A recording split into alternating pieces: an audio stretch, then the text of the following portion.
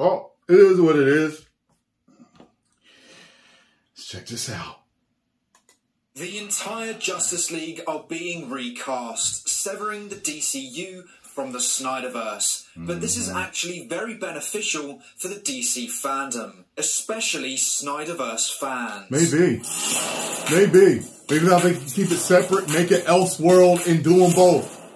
Hey everyone, welcome back to our movie. That's what I want. Today we have a brand new article from Let the man finish his vision. In depth with behind the scenes drama on Aquaman 2, but also revealing some more information regarding the future of the DCU and more specifically the Justice League. Variety stated, in fact, none of the stars cast by Zack Snyder for 2016's Batman v Superman and 2017's Justice League, including Ben Affleck, Henry Cavill, Gal Gadot, Ezra Miller and Momoa, will reprise their roles in the new DC universe in character. Jason Momoa may return, just not as Aquaman. Sources say the actor has engaged in talks to play Lobo, either in 2025 reboot Superman Legacy written and directed by Gunn, or in a standalone film. In a confusing twist, Viola Davis, who played Amanda Waller in both the recent Suicide Squad movies, will remain as that character in the Gunn Safran DC universe in next year's Max series Waller, and possibly in the new Superman tentpole. Another outlier is Gunn's Max series Peacemaker, which will be back for a second season with John Cena in the lead. Okay. So the entire Justice League cast are not returning to the DCU as the Justice League characters. Only Jason Momoa is staying in the DCU, but will be returning as Lobo. This was something we already kind of knew about, but Variety emphasising that message just reinforces that news.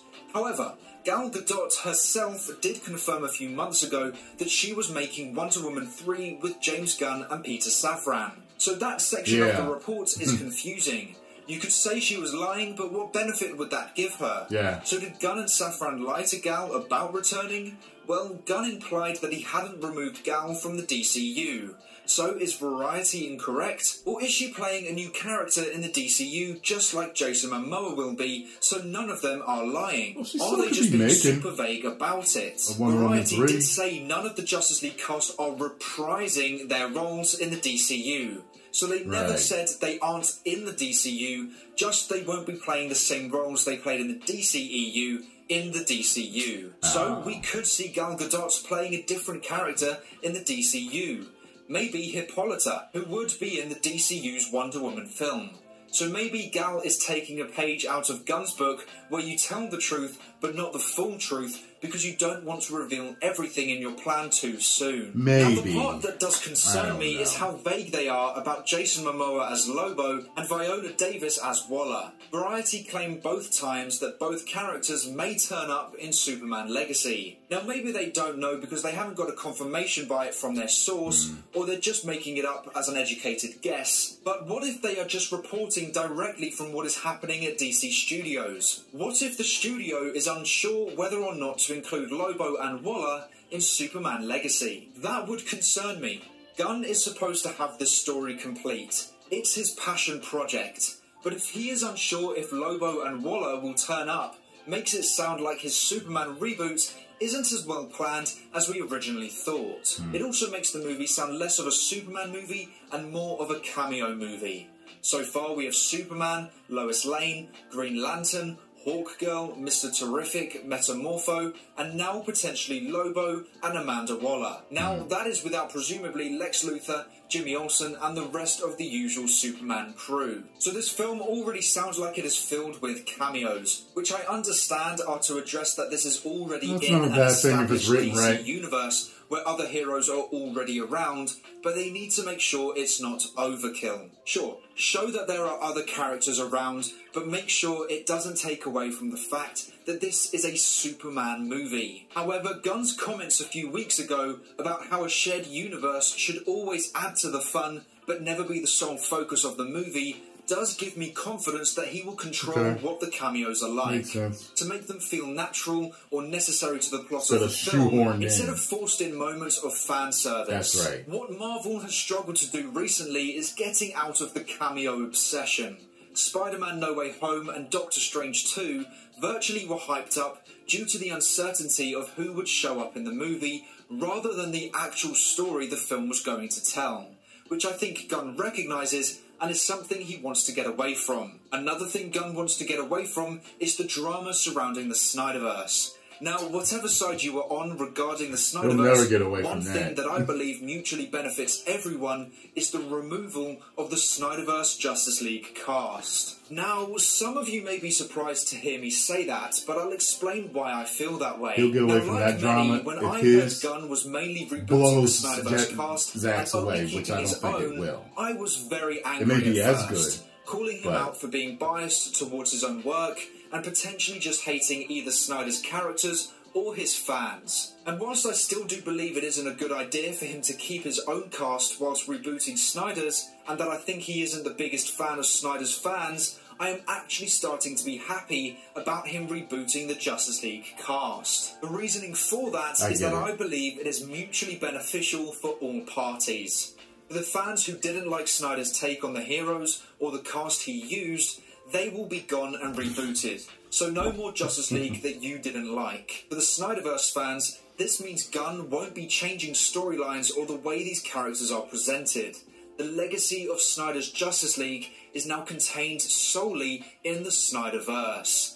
Gunn won't be able to touch it. And if the day was ever to come where a potential Snyderverse revival happened in whatever form, the story would be able to lift off straight from where it was left in Snyder's story. Whereas if Gunn continued with the same cast but took them in a different vision, it would become even more unlikely that they would ever go back to tell Snyder's original story. And let's face it, how many fans who loved Snyder's story would be happy with Gunn telling a new story with the same cast? I know that if I saw a Justice League film with the same cast from Snyder's now being in Gunn's vision, I wouldn't be too pleased with it just because I know what could have been with the Justice League taking on Darkseid.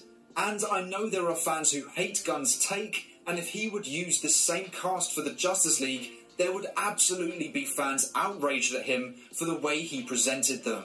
Now, Gunn can't touch Snyder's Justice League cast. He can't damage them in any way. Look at the fan response for when Cavill returned in Black Adam. Fans complained about the use of John Williams' theme instead of Hans Zimmer's, the colour of Superman's suits being red and blue and not black to continue the Snyderverse story.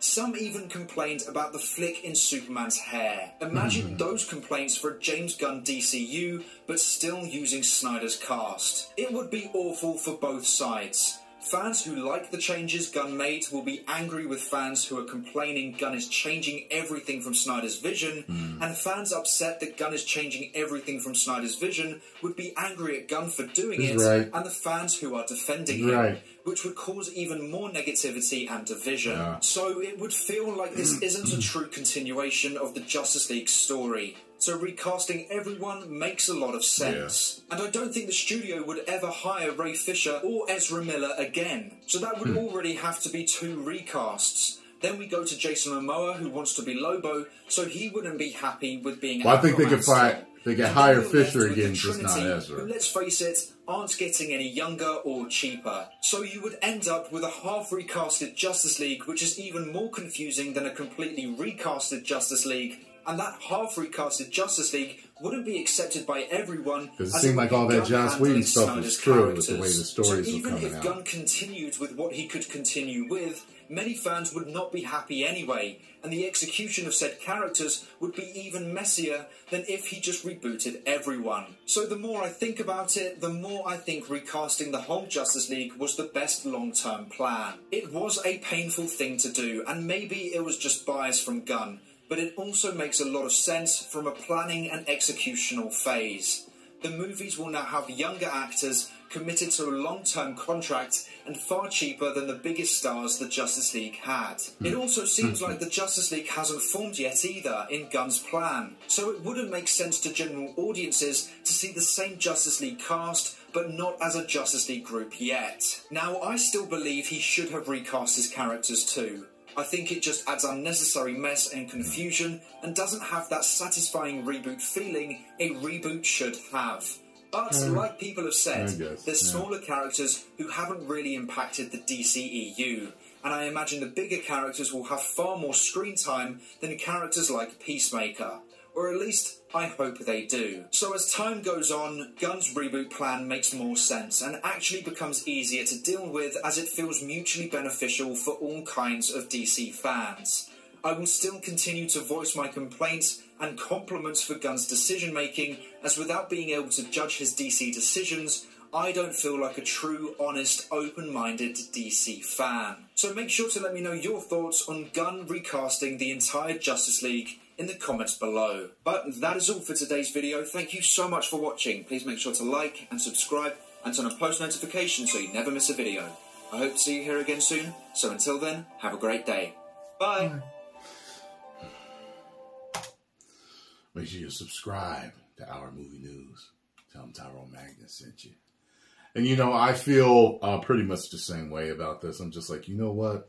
That's Zach's universe. That's Zach's cast. Leave them alone. You know what I mean? Don't port them over. None of that stuff.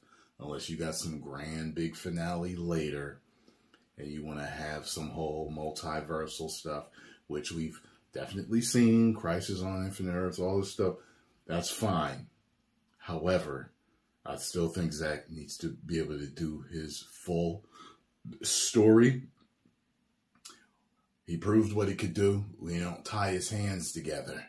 When you let him really do what he wants to do, he already proved it. He already proved it with Zack Snyder's Justice League. Even though I loved Man of Steel and Batman v Superman too, the fact of the matter is he already proved it. You know, so I don't want to hear it.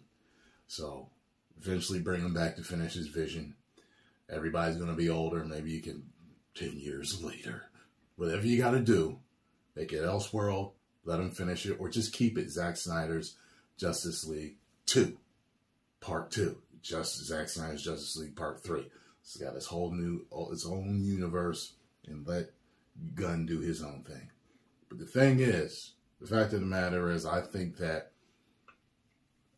they haven't, one of the reasons why they may not have let him finish or want him to finish is because the fans are going to compare. You know, the fans are going to compare universes. But the thing is, they're going to do it whether or not you let him finish. So you might as well let him finish and make money hand over fist. You see what I'm saying? But I'm just a fan. Post comments down below. Let me know what you think. If you enjoyed my reaction and thoughts on this, make sure you hit the like button, subscribe, and share.